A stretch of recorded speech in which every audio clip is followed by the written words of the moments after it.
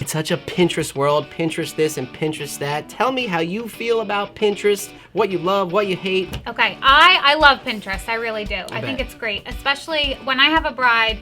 I really want her to email me pictures of flowers that she likes, her style, her colors, and nowadays most of them come from Pinterest. So when I'm doing her wedding, I'll pull up my emails and I'll look at the pictures she sent me and I'll try to, mimic the style, but have my own spin on it, but do what she likes. So I look at all her pictures that she sends me.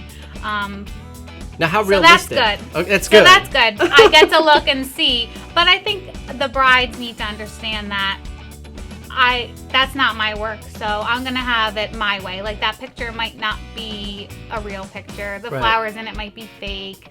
And there's a lot of touching up to do in those pictures. So I need my brides to understand, like, that's not always realistic. But I will try my hardest to make it look as beautiful as that picture does. So those pictures, a lot of times they're staged. They're going to make it to look the best as possible. Just like all those Instagram filters.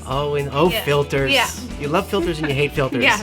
Give me a story. Has anybody come in to give you some outlandish, I want it to look like this, but you're just like, it's impossible, or you try to get as close to what their vision is? Yeah, I usually always try to get as close, and I have to say, I'm very honest. If a bride comes in here and wants one thing that I know I absolutely cannot do, I will tell her, because I do not want to show up the day of the wedding and have her look at me like this is not what we talked about, because that would just ruin my whole year probably. Right. I'm very honest. If it's something that I don't think I can do, I'll let you know and I'll give you other options.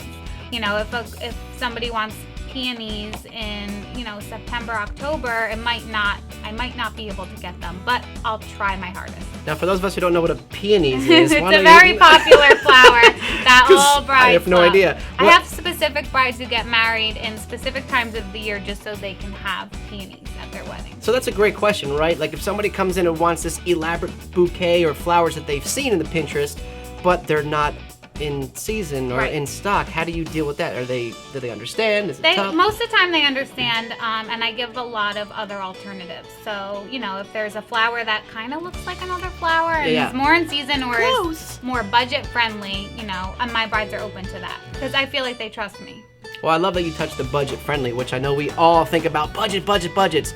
So how about somebody's, I love Melinda's flowers, they're great, this big elaborate thing to put together, and they're like, but I'm on a budget. How do you help us, if we're on a certain budget, to get our theme and vibe across? I will work with any budget. Yeah. Just so you know, brides great. Out there, I will work with any budget. I think it's important to understand what you can afford and what you want to spend your money on. Sure. So if it's more important for you to have a beautiful bouquet with the more expensive flowers in it, and on the bigger side, and then maybe we do the girls' bouquet smaller with no peonies or no garden roses, so that can save some money and spend it where you really want to spend it. Maybe the centerpieces aren't that important to you, but the church decor is.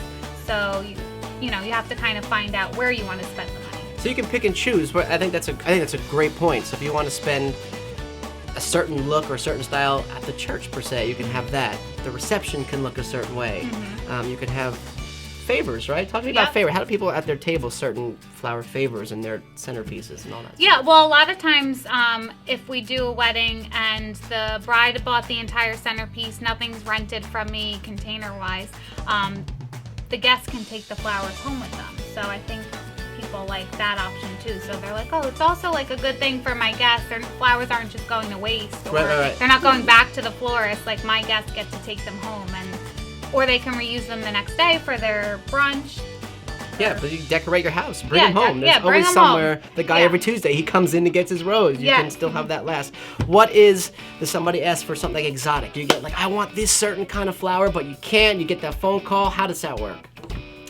I always tell my customer I will try to get it, but I can't promise you. Sure. And just like I said before, like, I communicate. So if they're coming on Saturday to pick up a bouquet and they really wanted, this specific rose in it, like a peony, I'll know a couple days beforehand if I can't get it. So I would just call and say, I'm sorry, we're not able to get that, but let me show you what we can use. And in my opinion, it's just as beautiful. And So you can improvise and kind of work with what you have and take their ideas. Yes.